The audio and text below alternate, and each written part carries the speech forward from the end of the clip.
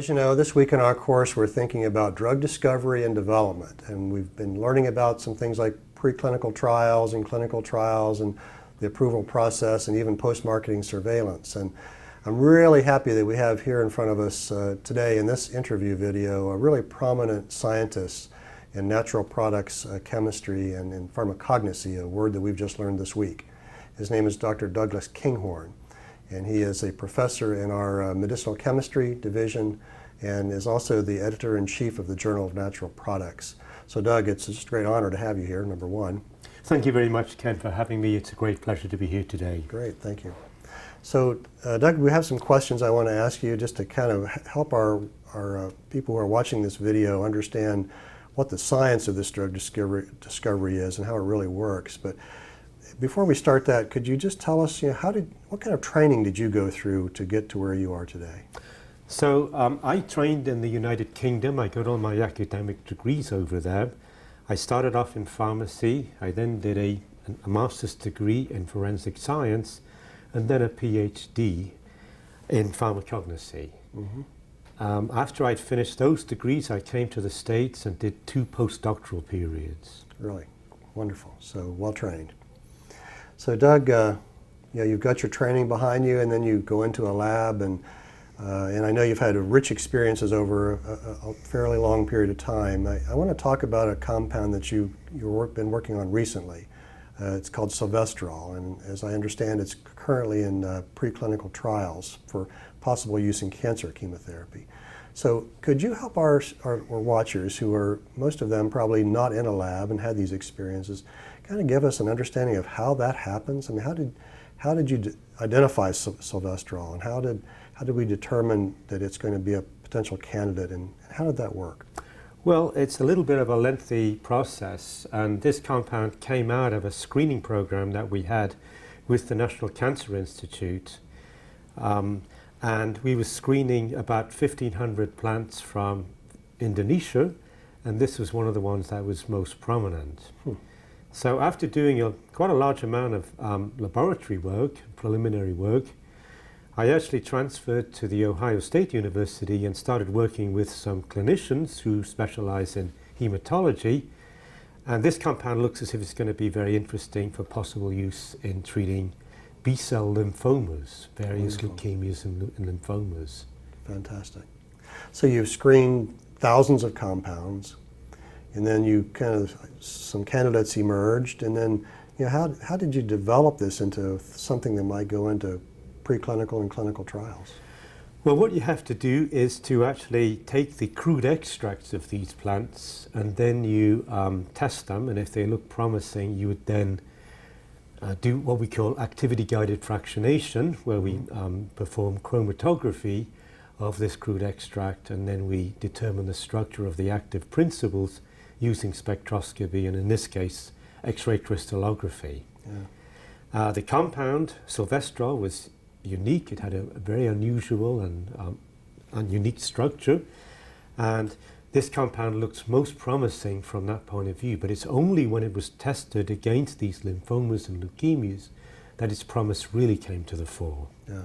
So we identify a promising compound, we kind of identify its structure, maybe we start to modify that structure to advance what we're trying to treat.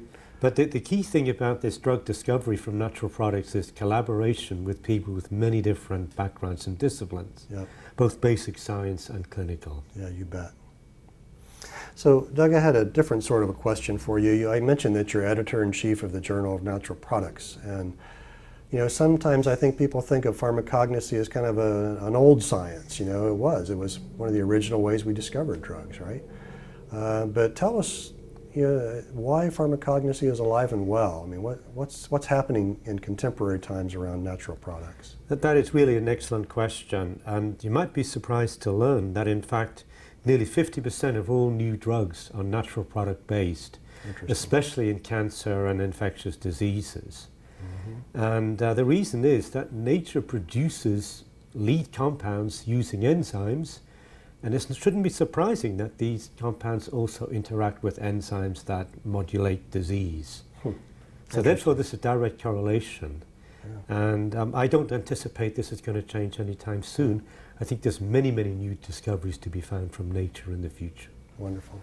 And I know, I'm not in your world, but I know that there are things in our oceans and certainly still in our rainforests and all around the world that offer promise, right? That's right. And we've started getting our first drugs from the ocean, various anti-cancer drugs in the main, but I would anticipate that we'll have many, many more from there.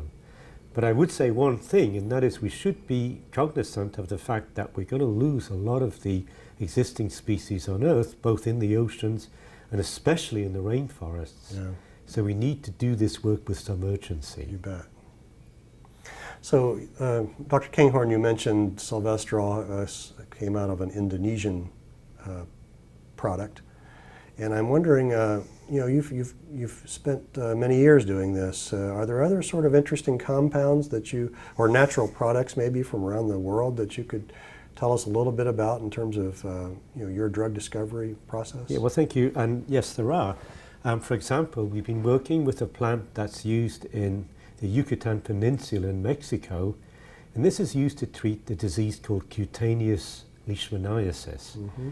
This is a rather disfiguring disease where the cartilage on the face, such as the ears and the nose, can become disfigured. Mm. So we started working with a doctor of medicine colleague at this university who'd shown that the crude extract of the plant was useful in treating mice bearing leishmaniasis. Hmm. And after workup, we found that we had a new class of anti-leishmanial compounds, which we're now developing. Wonderful. So this is a very good example of what we call ethnomedicine, where the actual lead was taken from observations by colleagues in a developing country. Yeah. So collaborating with someone in another country who has a compound that they've been using. That's right. So we're going all the way from ethnobotany through chemistry, biology, and then to clinical work. Very interesting. I just find this fascinating.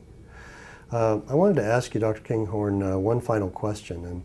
And you've had a very distinguished career, and there may be people watching this video who say, "Boy, this sounds pretty exciting." I might be one of them if I were back where they are. So. What advice do you have for somebody you say this is still alive and well, and half of the compounds we're discovering are still natural products.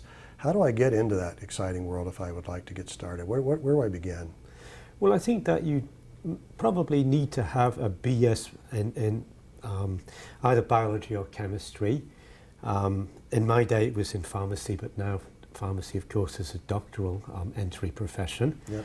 And then a key thing would be doing a Doctor of Philosophy degree, a PhD in this field. Mm-hmm. And there are many, many different programs, both in the United States and around the world, where one can study this area of expertise. Yeah, wonderful. And we've had some other guests in front of this audience, really stressing the importance of getting into a lab and getting some experience to see if you like this work. I mean, it sounds good, but I think that's absolutely paramount. In fact, when I was at pharmacy school, I had the honor of doing a thesis, an honors thesis, and this was what set me up for life. I decided I liked doing lab work at that point in my career, that very early point, mm-hmm. and the quicker one can get into the lab with somebody to hold your hand, so to speak, the better, I think. Wonderful. Well, Doug, it's been a real honor having you here. Our students get to learn from someone who's done some pretty amazing things in the field, and still is. So thank you for being with us. Thank you very much for this opportunity, Dr. Hale. Yes.